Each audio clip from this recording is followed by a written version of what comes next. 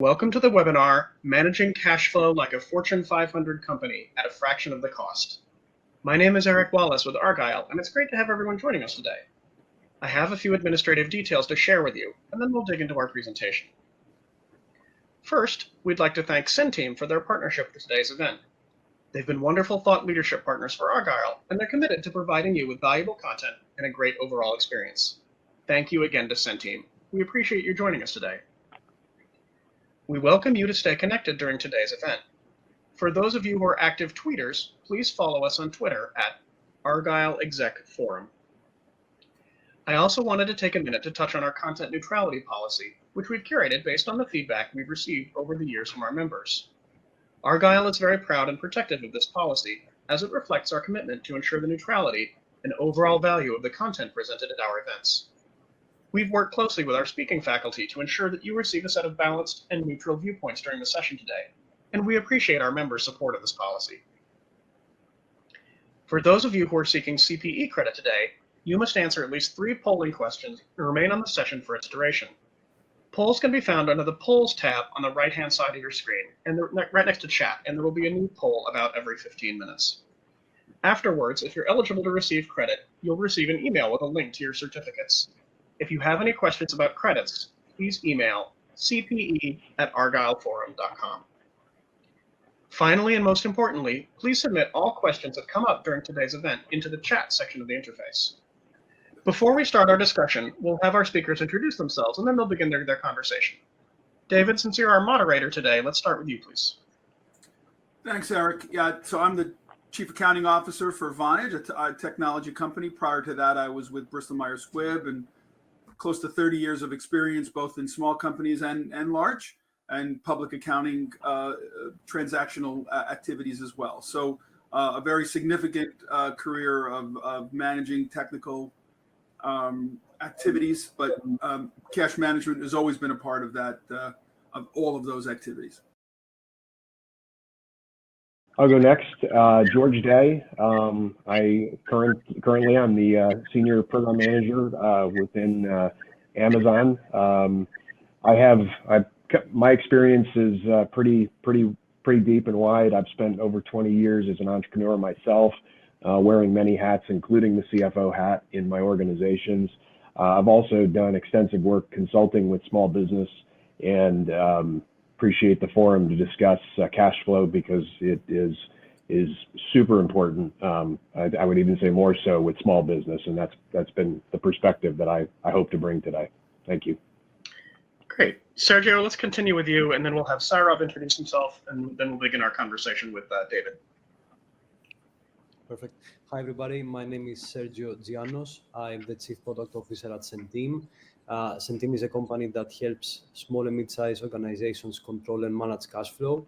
I personally have been in the space for the last 12 years across banking and financial technology, and across payments, cash flow, and other adjacent areas. And very excited to be in this group, very excited to talk about cash flow, the lifeblood of the enterprise, and very excited to hear very diverse opinions from people with clearly a lot of experience and a lot of different experience. Thank you very much. Thank you. And Saurabh, let's conclude with you, please. Right. Hi, everyone. My name is Saurabh Jain. I work for Siemens, over 20 years of audit, consulting, and corporate controlling. Cash is something which is very close to my heart. It's something that we spent considerable amount of time and energy managing and forecasting. So I'm really glad that I can share some of my insights with this faculty and the fraternity. So thank you, everyone. Thank you. Great, thank you. David, over to you. Yeah, thanks, Eric, and thanks everyone for introducing yourselves. Obviously, there's a very significant level of experience in just managing business, not just cash flow, but just being able to sustain an operation and ensuring that cash continues to be part of the reason why you're successful. Cash flow is one of those areas that just doesn't have its foundation in structural control. So if you think about it, you've got a general ledger that manages your financial reporting. You've got tax filing requirements. You've got all kinds of compliance activities and all kinds of areas that establish controls for standard and, quite frankly, very highly disciplined reporting. Cash flow is one of those areas that is obviously couldn't be more important, but doesn't have the structural components of compliance that all of the other sort of areas in finance would have. And it runs across the entire organization in terms of your ability to be able to manage it. So from collections from customers, payments to vendors, managing the level of debt, managing your ability to forecast and being able to know how much money you need. And then in the event of a transaction, if you want to acquire a company, or if you need to make a major investment in a particular technology, all of these things become very difficult if you don't have your hands around your cash flow and your cash positions and your availability to cash. So engaging with banks, engaging with investment vehicles, and ensuring that you have the access that is necessary. So how do we do that? How do you go through that process? And I've seen it done well, and I've seen it done not so well. And where it's not so well, companies struggle to grow and to invest in areas where they need to. So I think we'll start with just the basics of just managing inflows of cash first, and thinking about customers and billing and how money comes in. And depending on your industry, depending on how large your portfolio of customers are, it makes it difficult, or can make it difficult, to track, manage, collect, and ultimately ensure that the money is coming in at the time you need it to come in. Tracking customers and collections are very difficult. Why don't we start with George? I'd love to hear your thoughts around, given your entrepreneurial experience, getting money in the door. Vendors always want to be paid. If they don't, they'll cut you off. Customers tend to want to extend, and they want to take time and ask you for more time. As an entrepreneur, and then onto your even larger responsibilities at bigger companies, what are your thoughts around just generally managing customer receipts and inflows of cash? Yeah, I think probably the biggest thing I could say about this, coming from small business from consulting small businesses, is really being realistic. To your point, David, your terms, that you offer aren't how you get paid. And I think understanding that net 30 or net 15, or even someone taking a discount but paying you really after terms, is, the old checks in the mail kind of thing, it really does matter. So I think one of the very first things is being realistic, both with your sales team and your collections. And in a small business, you might be responsible for all of that. I also think transparency is really important with vendors and customers. I think one of the things that I always did, I was a part owner of a manufacturing company. We were very transparent with our customers about how we price and how we work with them on pricing our product. And we used to tell them all the time, we price based on how much you're going to buy from us, how much time do you need to pay us, and how are you going to then how are you going to pay us? Is it going to be an ACH? Is it going to be a credit card? All these things go into pricing, and it allows us to price appropriately. And then on the vendor side, I think it's important to be super transparent with your vendors. In many cases, I don't think it matters small or large business. Many of us have a very maybe an 80-20 rule. We get a lot of our raw materials or other services from 20% of our vendors. And if you run into an issue where you're not transparent with those vendors, you can run into an issue where, in this day and age, when everybody knows about supply chain disruptions, it's just super important to be transparent. Yeah, thank you, George, for that perspective. Saurabh, I want to tap into, as controllers, we tend to be in the middle of it all. All of the issues that ultimately result in an ability to generate successful, profitable businesses. The controllers tend to be in the middle of it all. We never seem to get the the attaboys, but we always get the how come the vendor wasn't paid on time, and how come I have to take such a big reserve on my receivable portfolios.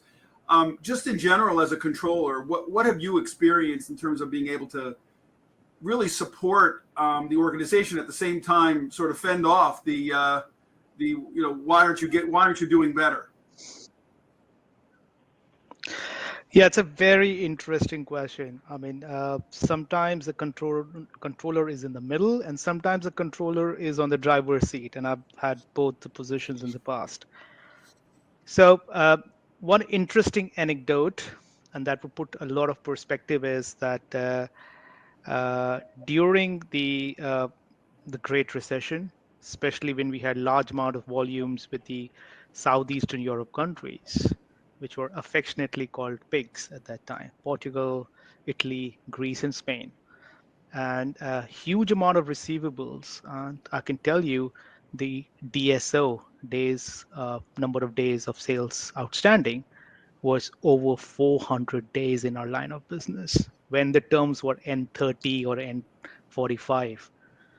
And I work for a healthcare business in a large, conglomerate, and we had principally governments that were our customers, and they would just not pay. And putting things like customer blockage or pricing, because this was all done with tenders, was just not possible.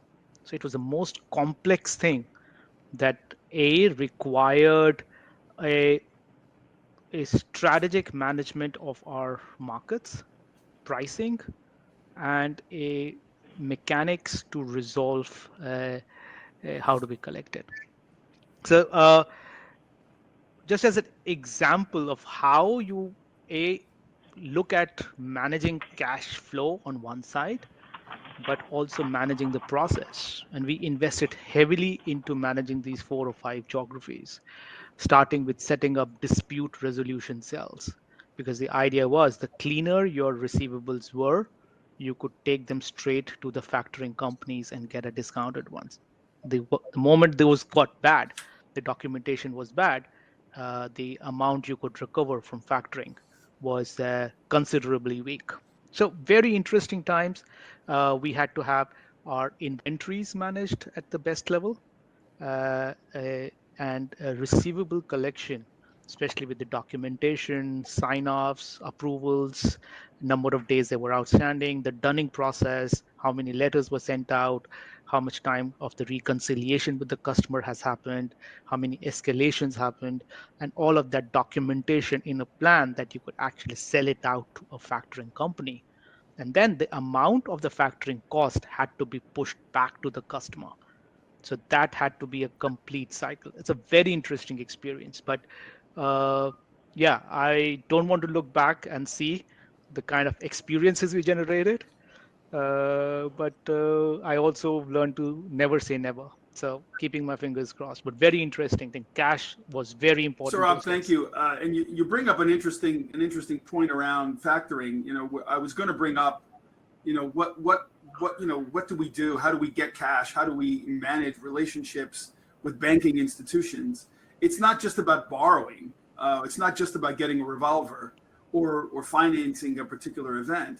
In a lot of industries, it's about factoring. It's about whether or not I can take my receivable portfolio and go to a bank and say, hey, I'm willing to give you the responsibility for collection, and I'm willing to pay you whatever the rate is. And the rates are actually very, very different depending on the risk of the country, the risk of the area, the risk of your portfolio. But it's all about how much you can substantiate and how good your evidence is that collectability is ensured. So if your invoicing process, if your dispute resolution process is very strong, you can go to a bank and tend to get a better rate than if you're really unsure about your collection ability, and ultimately the country that you're dealing with is a high risk country.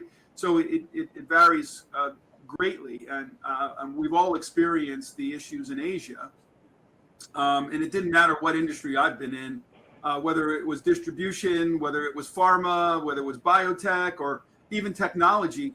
When we're dealing with Asian countries and companies and customers, that 45-day receivable can easily turn into sometimes 9 months, if not longer, if you don't stay on top of it. And some of them really they make an art out of delaying your cash flow, and that could actually impair your ability to grow and your ability to invest and your ability to actually be successful and profitable. So really good point there, Saurabh, on factoring. It becomes a way.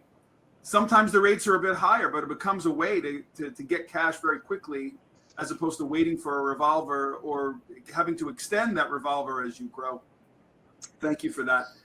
Sergio, I wanted to tap into your experience, as it relates to systems and as it relates to managing process. Just focused a little bit just on the collection side first, and we'll talk about projections in a bit and how we manage cash flow overall. But just the ability to have awareness and just generally being able to manage the cash flow in what are your thoughts around the automation and process? Yeah, thanks, David. I think I want to make a couple of points because I am really fascinated from the discussion happening and how I hear terms which are very strict processes, people thrown in the matter, expertise, experience, access to capital through banks, through factoring, things which clearly when you are in a larger organization, these things seem natural to go to those measures and establish processes, throw people at the problem, and really put your arms around this in order to drive faster collections or solve the collections problem. But now I want to portray the picture of a smaller business, of a business that has 50, 100 invoices sent out every month. The $2 million, the $3 million, the $5 million company, the $10 million company that not only doesn't have a process, but doesn't even have the awareness that after they make a sale and they establish a net 30 without even assessing the credit risk of the company that they're offering the net 30 to, they might not get paid. And what we know for a fact is, after speaking to hundreds of business owners who go in for the passion of building a business, not for managing, we know that these businesses don't even have dedicated staff doing this. They don't have any process. We know that many businesses don't even realize that they need to call or reach out after 90 days of the receivable being aged. So what is extremely important is to communicate the huge difference between the big business, which has these processes, the awareness, the tools, the expertise to manage this problem, and then the smaller business that doesn't do anything about it. But in reality, it is not difficult to establish a process around collections, even if you're a smaller business. As long as, one, you have the awareness that this is a problem, and number two, you have some technology to help you. What are the important components of managing collections in a smaller business? One is creating visibility. I think you mentioned it, David. It's creating the transparency, the visibility of what is my aging? Who is likely to pay me late? If you look at a typical aging portfolio, you can very easily identify people who are likely to pay you late. How? By analyzing data, historical payment behavior. The people who always pay you late will continue paying you late. So identifying those and predicting those late payments is very easy if you use technology and you try to figure this out. The second thing, which is extremely important in the collections process, is frequent and open communication with customers. Again, you mentioned this, David, in the beginning. So by using technology, businesses can basically communicate with their customers continuously. Not wait 90 days after the invoice is due, but send them proactive nudges before the due date, after the due date, and also give them ways to pay. It is very important to provide options to your customers. They can pay you by ACH, they can pay you by credit card, but give them options. And what we feel is it's very important to make these electronic payments.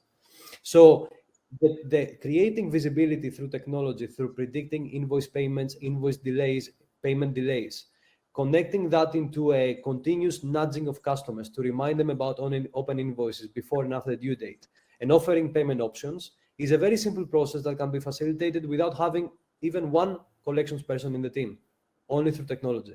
And it is proven that by keeping better communication with customers and by offering payment options, this can drive faster payments for small businesses. So I wanted to make sure that I do, recognizing all the things that are set up in bigger businesses, we do, comment on the fact that smaller businesses don't have any of these things, but hopefully technology can help them get in there and also make sure that this process is systematically established and scaled as businesses grow.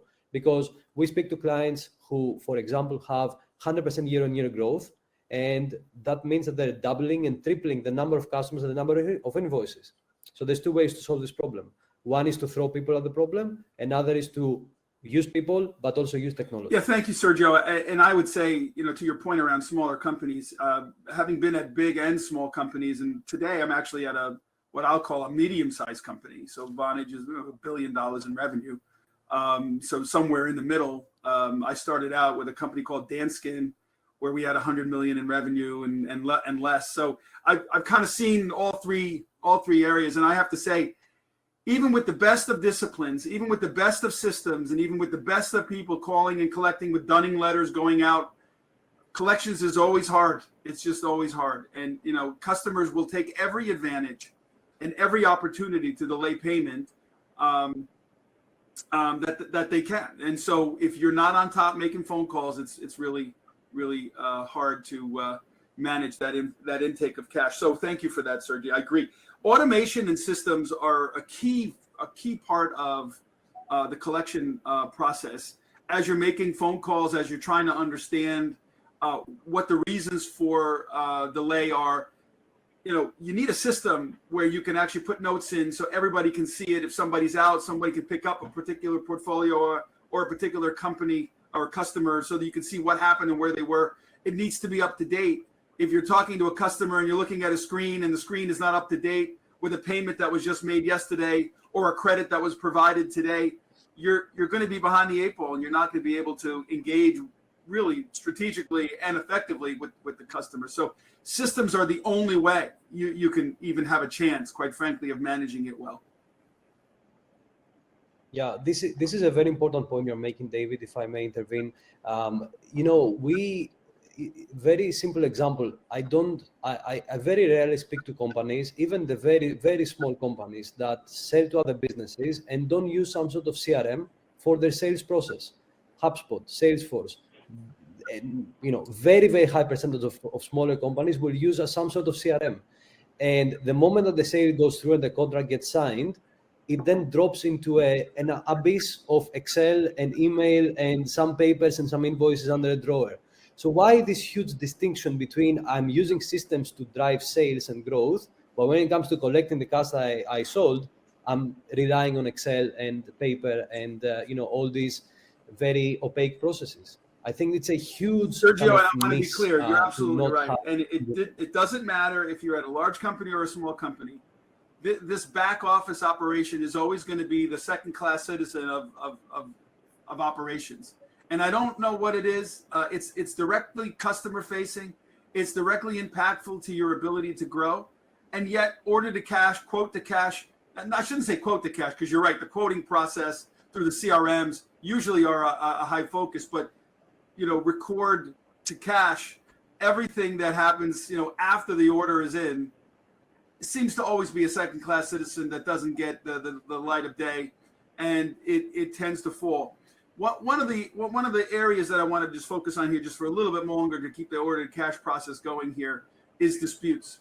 What you tend to find in a lot of times when you're collecting and trying to bring cash in and finding out why collections aren't what you expected them to be, what you're discovering is service delivery issues, potentially customers that weren't happy with what was originally sold. And so the contract wasn't what they expected it to be. The delivery wasn't what was expected to occur. So dispute management becomes a very big part of cash management. And if you don't have people on top of not only just making phone calls and trying to get cash, but also finding out why they didn't get the cash and also what was the dispute. So you have a customer service operation here that needs to be hand in hand with the collectors. And so just collectively, I'll leave it to all three of you to chime in terms of your experiences with dispute management. But how have you seen, companies do well and maybe not so well? George, you want to, or Sergio, either way, go ahead. I would. The only thing I would add to that is that anything that is disputed, if you don't know and you haven't recorded it, you wouldn't understand the impact on cash flow. And the reality is that, collecting and having clarity around when you can collect and when the money will come in is about connecting that back to cash flow, availability of cash, and ability to meet liabilities, or having to rely on credit or other means. So disputes is another component for me, which is very important to be managed in a systematic way, so that you have this clarity that you should not be planning your cash based on that receivable until that dispute gets resolved.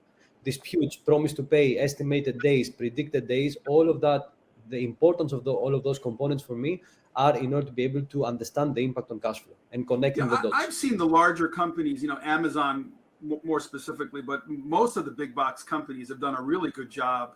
If you receive a product that you don't like for any reason, the return process really has been very strong. And as a result, I think they actually generate more sales. People are not as apprehensive as they used to be to order online because they know they can return. George, your thoughts on that?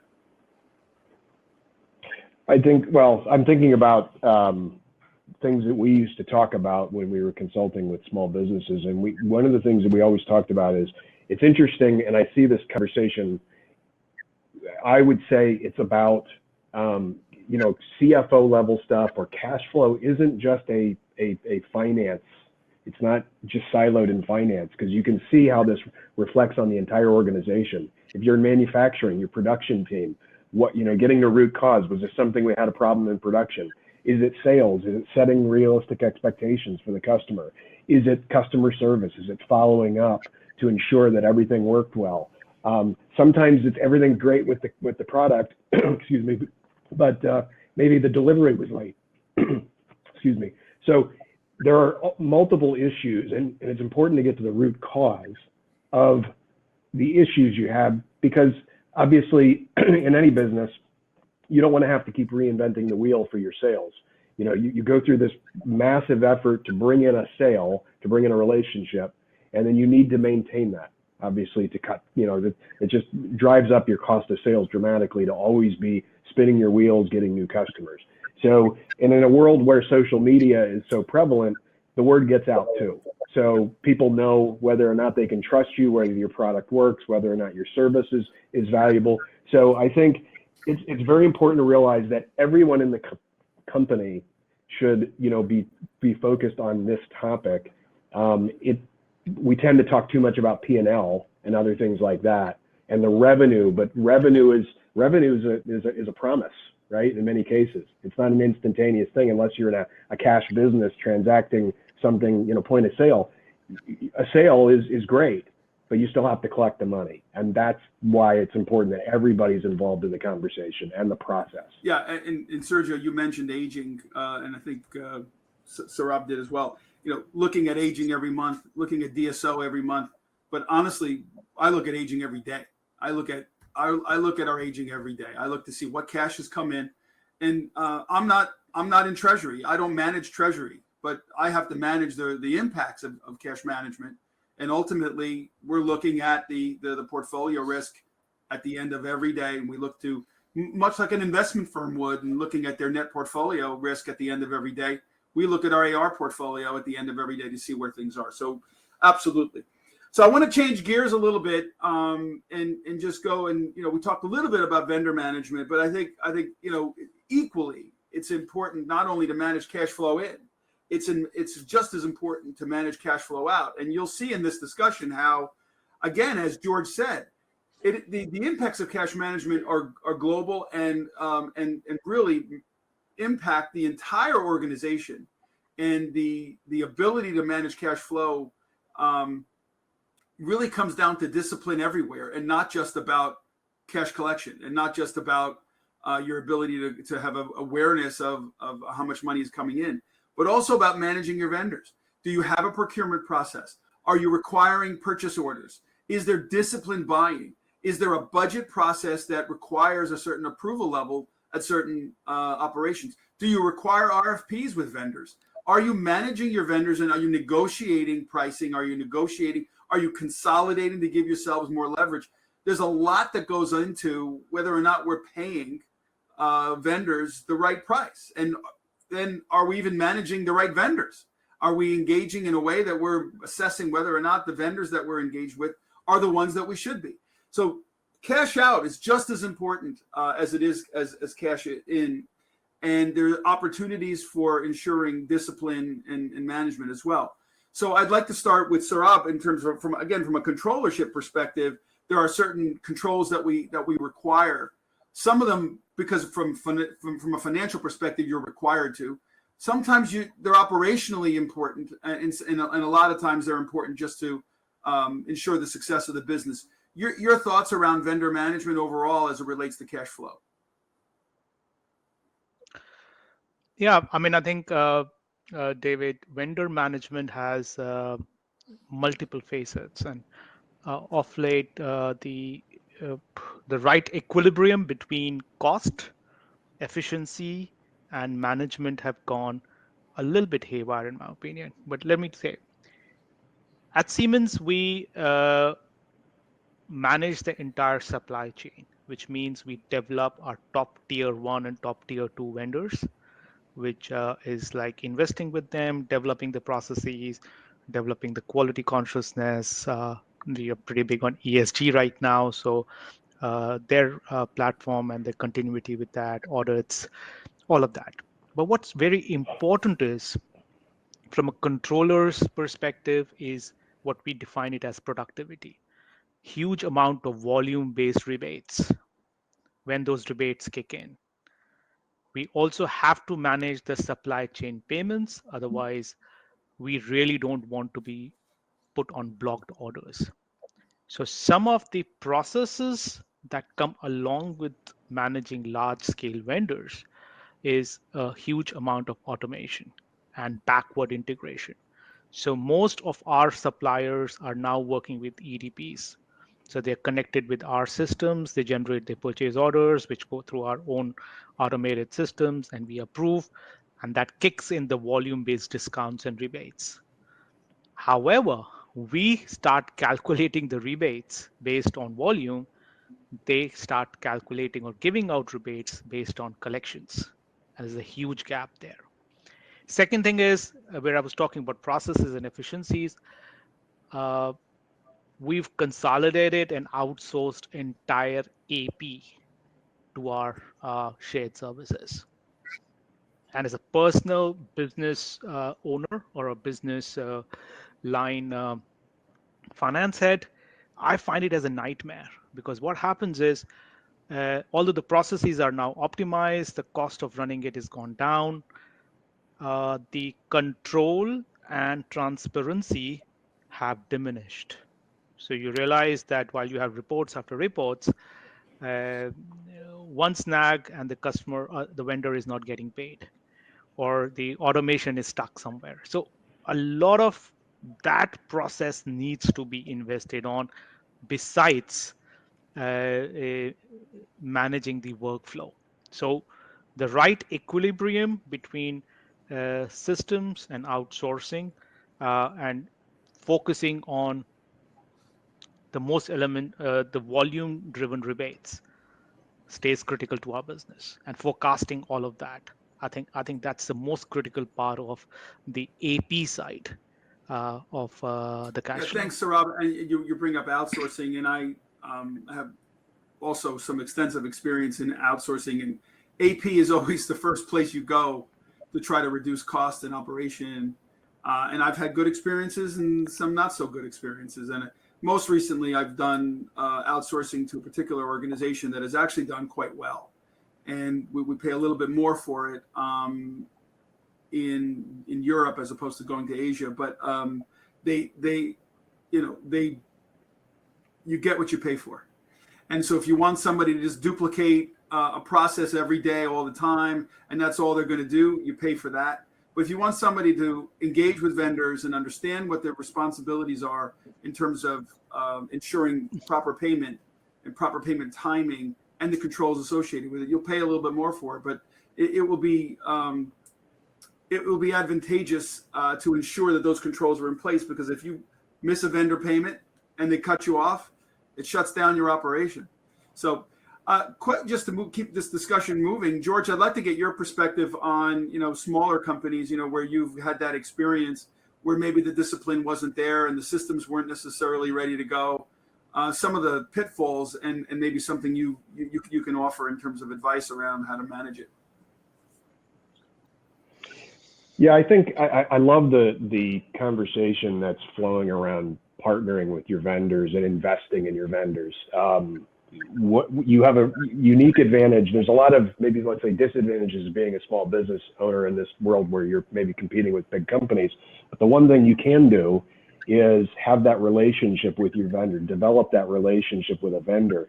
And I think I said this before, but it's worth repeating, being transparent and honest with your vendors and really getting to understand, why is it that they need something done a certain way. I've had experiences where people have said to me, look, I don't mind if you pay me in 60 days, but at 61 days, I lose my credit insurance on you. And so I need you to make sure you keep me at 60. I need an ACH or a wire transfer at 60 days. So there's things, if you can understand the why behind things, sometimes it helps you. And if you can stay within that, and maintain the integrity of that relationship, but just being transparent. Everybody goes through seasonality. Well, I shouldn't say everybody. A lot of people have seasonality in their business. A lot of people have, periods of time where they're going through growth. That sounds great, but growth is usually done at the expense of cash flow in many cases. So it's important, I think, to just be very transparent with those vendors and make sure that they understand where you're coming from. If you're looking to build a long-term business, it's very important that you maintain strong relationships with vendors. Yeah, thanks, George. And Sergio, I want to get your perspective on this, but as we think about some systems that are out there, I mean, I've got an Oracle system, I've been in SAP, and I've been with the larger systems, and no matter where I've been, we've always had a fairly significant ERP, but I've never had to manage a business on QuickBooks. I've never had to manage a system that was, they call them fully integrated because they have AR, AP, they have everything all inclusive. And some of the smaller companies, that's what they use. They're using Peachtree, they're using QuickBooks, so they're using those kinds of things that have it all in there, and they have functionality for POs and all of that. What are your thoughts around the big disparity between a full ERP and some of the smaller systems? Are you seeing that the smaller systems are kind of evolving to be even more beneficial to some of the smaller companies, or are you seeing that gap continuing to grow?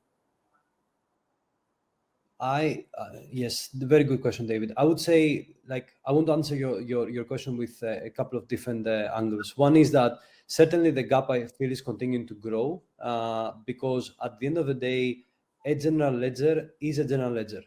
A general ledger is designed to be the financial source of truth for the business, to be the place where you do all your reactive bookkeeping, your reconciliation, your compliance, your tax, and so on and so forth.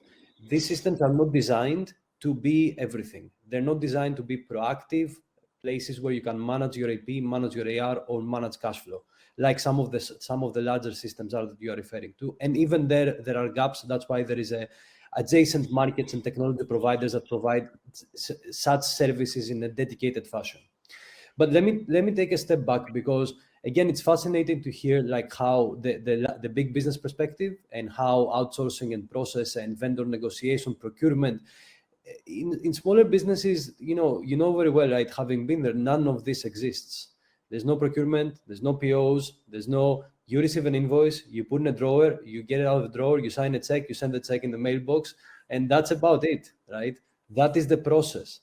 However, I think the very important realization that businesses need to make, the smaller business need to make, is that actually AP is a great strategic tool to manage working capital.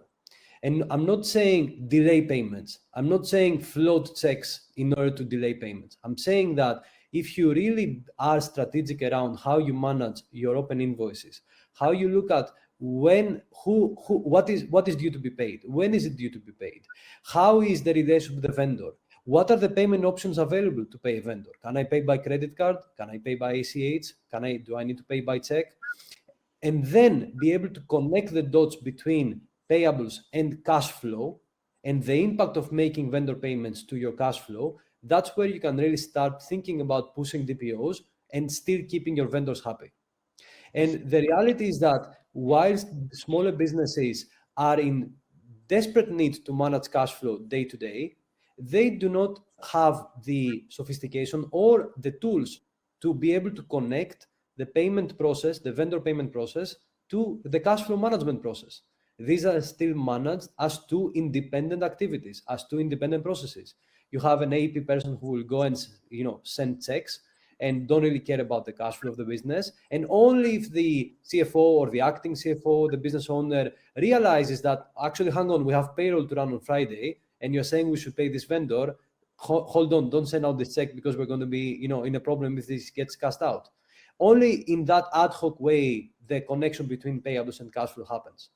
So in essence, what I am saying is that it is very important to make sure that we think about the cash flow management process and the payment process as one comprehensive whole, as two completely tied, integrated areas of a financial process for smaller businesses, in order to then elevate AP as a strategic function for managing working capital, even in smaller businesses. And that's where technology has a great role to play in that space. I don't know what your opinion is about. Yeah, Sergio, you're preaching to the choir. I think everybody sees that as the concern. And I actually want to move on to forecasting cash flow, but just staying on AP just for a minute and managing vendors. I think even at the smaller companies, and I remember in my early days in public accounting where you walk into little companies where you're the controller essentially, and you're seeing invoices pile up on the secretary's desk that weren't getting paid, and then at the end of the month somebody kind of looks at that package and writes manual checks on them. Hopefully those days are gone, but I think there's some element of that still inherent in smaller companies. You've got to log those invoices as they come in. I don't care if you put it in Excel. You got to put them in QuickBooks. You can't just leave them there because they'll get lost or they just won't get managed. So there has to be some level. Again, even in Excel, it's better than just letting them pile up. So there's Excel, there's QuickBooks, there's Peachtree, and then there's ERPs, SAP and Oracle. So there's a broad range of technologies, and some of them, quite frankly, very affordable. And if you think you can manage your business without having something to manage that volume, you're mistaken. You will be in trouble, and those vendors will cut you off. So yes, I do think that it's really important for automation, and it could be at any level. Manual processing of vendor activities is not an option for any company at any level. So let's move on to forecasting. I think, and this is another area that we've talked about this sort of high level at this point, but, the ability to manage cash flow is only as good as your ability to project it. And projecting cash flow and I started off this conversation by saying this whole area is not something that is so a well-disciplined sort of ERP function. You do have cash management systems, and it takes years to get all of the pieces to be able to work in an automated way. And again, even in my company, and we're a sizable company, it is still a largely manual process. So in the treasury area, I have a team that some of them go and work with the collectors, some of them go and work with the AP team, some of them go and work with the payroll team, some of them go and work with the engineering team to see what's happening there. So it's a very manual process, even at its best. And I want to get the perspective of the really large companies, because I can think about my time at Bristol Myers Squibb, where I honestly didn't think it was much better than that. The Treasury Department always has a very difficult time piecing it all together, and it ultimately ends up in some report. Could be Excel, it could be something automated, but it's not an easy process. But the more you work on it, when I first got where I am, they didn't even do it at all. They didn't even try to forecast it. And it was bad for the first year. It took a long time to get it right, but you got to work at it. You got to keep going at it. And eventually you'll figure out that if you find the right people and find the right areas and try to get at, well, historically, what have our vendor payments been? Historically, what have our cash receipts have been? What's our payroll been? Where is it paid? And you start to get a feel for where the cash flow organizational process is happening. So I really want to get George's perspective first, and get a sense for, because you've got that small to large perspective as well, and then I'd love to hear more from Saurabh in terms of a control perspective, and then Sergio, we'll talk a little bit more about automation. But let me know what you've seen. Again, even at a highly disciplined public SEC SOX ready company, it's largely manual. The entire cash management projection process is, and we have cash management systems, and it still ends up in Excel at the end of the day. George, your thoughts? I think from I agree, David. I think the interesting thing about a lot of the tools we've been talking about is there's a balance sheet, a snapshot in time. Projections are looking at, P&L is a result of looking at the past. Anything you do with projections, budgeting projections, is inherently flawed for a number of reasons. In small business, sometimes it's lack of diversity of opinion. You have limited people involved. Sometimes it's you might have a subject matter expert who, think about the tech world, a subject matter expert who's really good at what they know, but then they're forced to wear the CFO hat. Maybe a VC is forcing them to go through exercises, and so they lack the ability to really think through, like, are these projections even believable? And I think there's this kind of theory of, like, if you got projections and they're based on false assumptions, meaning they're based on, hey, we say our terms are net 30 or net 60 or whatever. We've talked about that earlier. Or I'm going to pay my vendors on time. And if you're using the incorrect inputs, your projections are going to be way off, and the value diminishes greatly. So it's just, I think there's inherently in small business, we're dealt with the hand of having, I guess it was being resource constrained in so many ways. Obviously, money being one of those, but I think understanding that, if you can get it right, and if you can get this information in, and if you can find a way to automate it and move away from some of the, like I would call siloed, these whole ideas of, the Excel spreadsheets. I mean, guilty as charged. I mean, that's always the way that we ended up doing it. And I would say, to bring this kind of maybe full circle, and last comment I'll make is, a lot of these off-the-shelf products are meant to be generalist type products. They're not meant to focus on some of these things like budgeting and projections. And in particular, I see deficiency in cash flow. So you're sort of forced to take information you have, information you're collecting, historical data, and then push it into a siloed tool where you don't get the benefit of seeing everything together. So I think, projections are important, but it's really important that the data you're using for those is good data. Yeah, thanks, George. It's a struggle. It's a struggle, and I'm seeing some questions come through from the audience. Everybody is wrestling with this, and again, even in the best of situations, and I know it's not best practice to think about it this way, but sometimes having a manual process where you're capturing the data from the different automation areas, cash flow in, cash flow out, payroll, I've seen it as quite frankly being the best. Sergey, maybe you want to just provide your perspective on, have you seen any better automation approaches? Yeah, I mean, you made some very good points, right? One is the importance of having gathering. So what is cash flow forecasting? It is gathering data, analyzing data, so that you don't only take what you gather, but you put some intelligence over it and make sure that it's accurate, and then placing that into a forecast so that you know where you're going to go over the next 6, 13, 26 weeks, whatever that might be, right? We know that a golden standard is the 13-week forecast for every CFO. So this process of gathering, analyzing data, and placing them into the forecast, and then making sure that this forecast is up to date, is something that, as you very rightly mentioned, most of businesses that do have the awareness of the importance of doing that, they do it in a manual way. They do it by getting people to speak to other people, to gather the data, to put them in Excel, to clean them up, and then to put them into a forecast. However, if you think about it, all those data points, typically in smaller businesses, sit within a QuickBooks, a general ledger. They are somewhere. They are either AP or AR, or they are historical payments made to suppliers, to payroll, to rent, to other non-invoiced based payments. So, in essence, what our premise is that a cash flow forecast can be to a great degree automated with the use of technology. using the current AP, the current AR, and being able to also understand previous payment behavior of customers to predict payment dates from an AR standpoint creates a baseline. Overlaying to that baseline historical payments, payroll, all these other non-invoiced expenses, and using machine learning to predict those payments creates another layer. So now you have all your AP, your AR, and your predictions in one place. So now what our premise is that every small business, by pushing data into certain applications like Centeam, can create and continuously manage an automated and rolling cash flow forecast.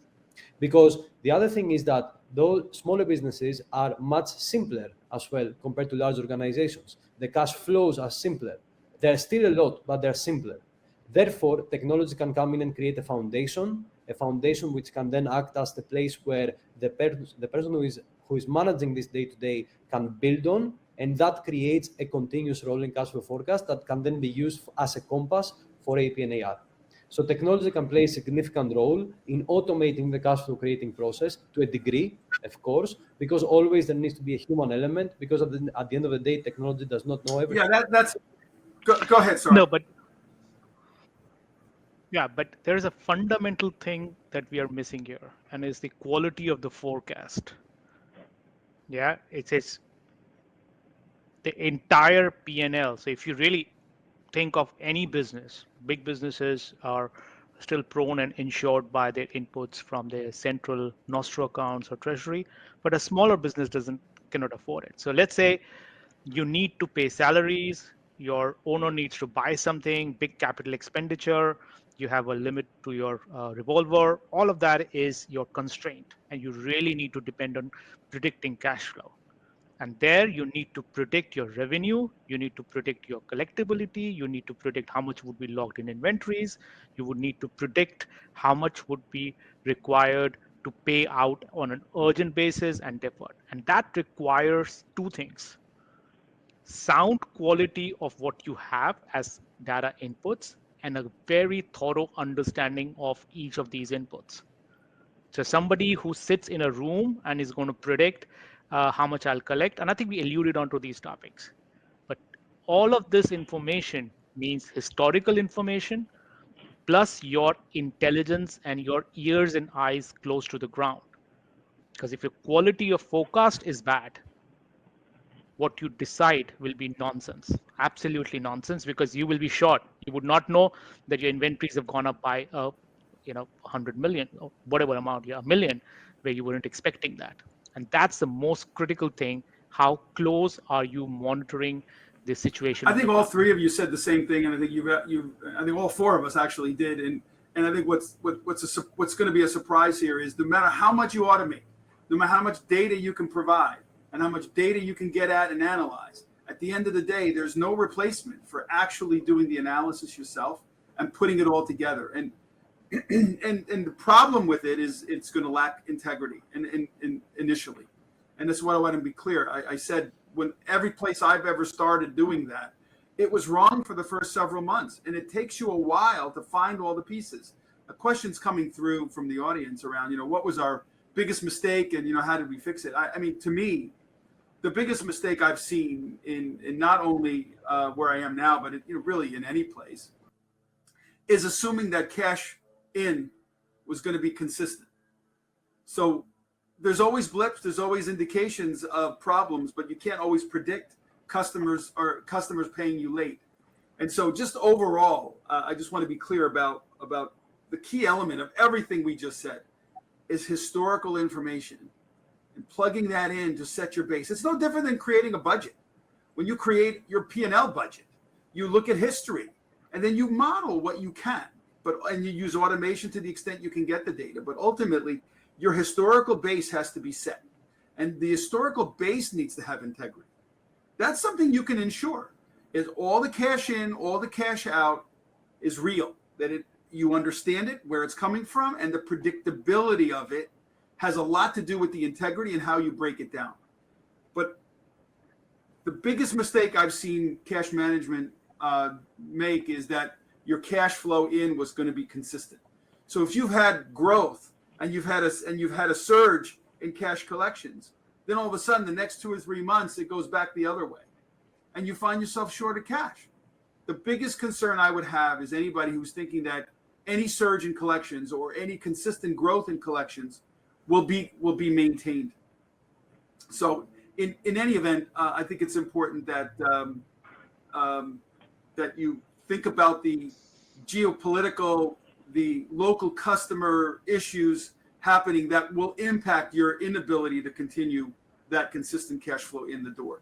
So I think we're running up against time here. There's a couple minutes left. I'm going to hand it back to Eric to see if there's anything at the end. I think we've answered a few questions that have come through.